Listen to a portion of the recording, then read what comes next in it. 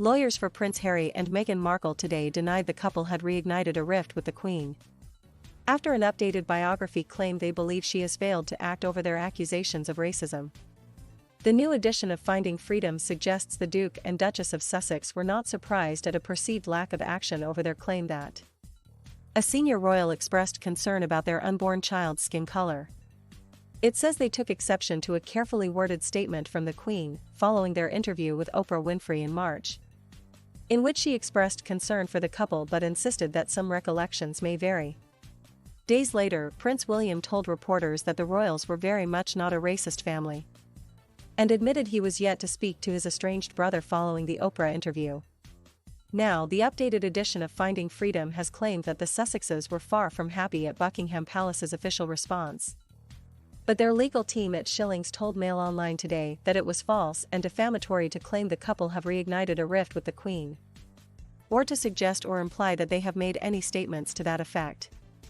Their lawyers insisted there were no new developments on the topic and that the claims were from the authors of the book, Omid Scobie and Carolyn Durand, who do not speak for the Sussexes and rely on unnamed sources.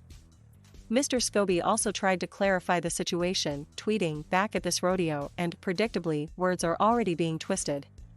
The comments made by a source was about a lack of ownership from the royal institution as a whole. There's no attack against the Queen anywhere in the book. An excerpt from the new version of Finding Freedom due to be published in People magazine in the US tomorrow states that the couple believes senior royals have not taken accountability, preventing a major thaw in relations. The extract reads, "Those three words, recollections may vary, did not go unnoticed by the couple, who a close source said were not surprised that full ownership was not taken. Months later and little accountability has been taken," a pal of Meghan's added. "How can you move forward without that?" Earlier today, Mail Online also reported on how the updated version of Finding Freedom said Harry and Meghan have no regrets about leaving Britain, and making bombshell claims accusing the royal family of racism. The book now covers Harry's return to the UK in April for his grandfather Prince Philip's funeral, and says he bought a one-way ticket as he hoped he might be able to speak to his family directly, without staff being involved. It claims Harry spoke to his brother Prince William 3 times in all during the visit, as well as briefly chatting to his father, Prince Charles, after the service. He also enjoyed precious moments with his grandmother, the Queen. The biography, which was a glowing portrait of the Sussexes by Mr. Scobie and Ms. Durand, first published in August 2020, concludes that the trip broke the ice and that the door to a rapprochement is now slightly ajar, stating that Harry and Meghan have no regrets about their actions, despite the toll on their family. The book says, "What started as a fairy tale romance became a story that reinvented the genre. A self-made, independent woman playing an equal role alongside her knight." The excerpt to be published in People also claims the couple felt nervous sitting down with chat show host Oprah, but had decided that they needed to speak up now or never. There were so many things they were unable to say before stepping back from their royal roles, it reads. Although the Sussexes have insisted they did not cooperate directly with the book's authors, the level of detail and claims by both the writers and publisher, HarperCollins, that they had access to the couple's close circle of friends and associates, has led some to claim that indirect help was provided. The book's authors have said, however, that Finding Freedom is independent and unauthorized and that the couple did not speak to them about it. The new version is set to be published on August 31st, the anniversary of Princess Diana's death.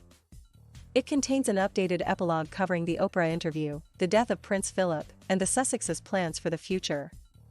In an interview with People magazine, co-author Mr. Scobie appears to suggest that Harry is not keen to move on unless there is accountability from a number of individuals involved, including members of staff from the institution as well as some relatives themselves.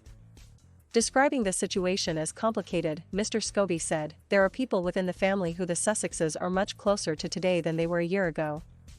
But in terms of Harry's relationship with his father and brother, that progress has been very little. I think he is quite willing to own his part in everything.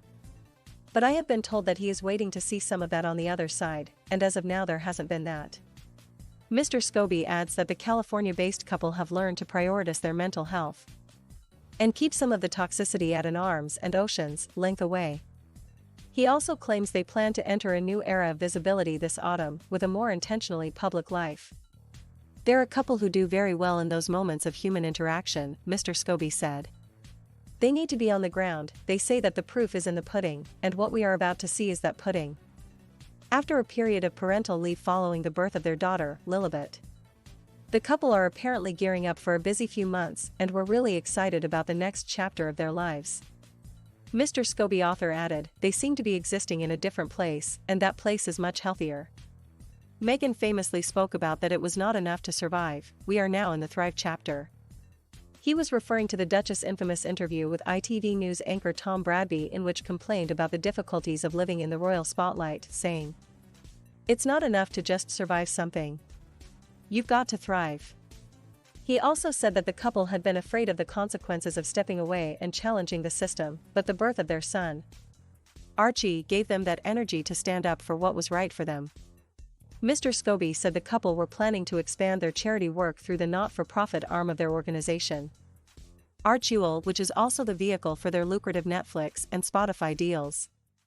Buckingham Palace did not comment on the book's content last year. A spokesman declined to comment last night on the latest claims. On Tuesday, Harry and Meghan issued an extraordinary statement in response to events in Afghanistan and other global crises, declaring, "The world is exceptionally fragile right now," declaring themselves speechless at recent humanitarian disasters. The couple also managed to pontificate at length on their website about how they had been left heartbroken and scared about the earthquake in Haiti, new COVID variants, and the continuing global health crisis.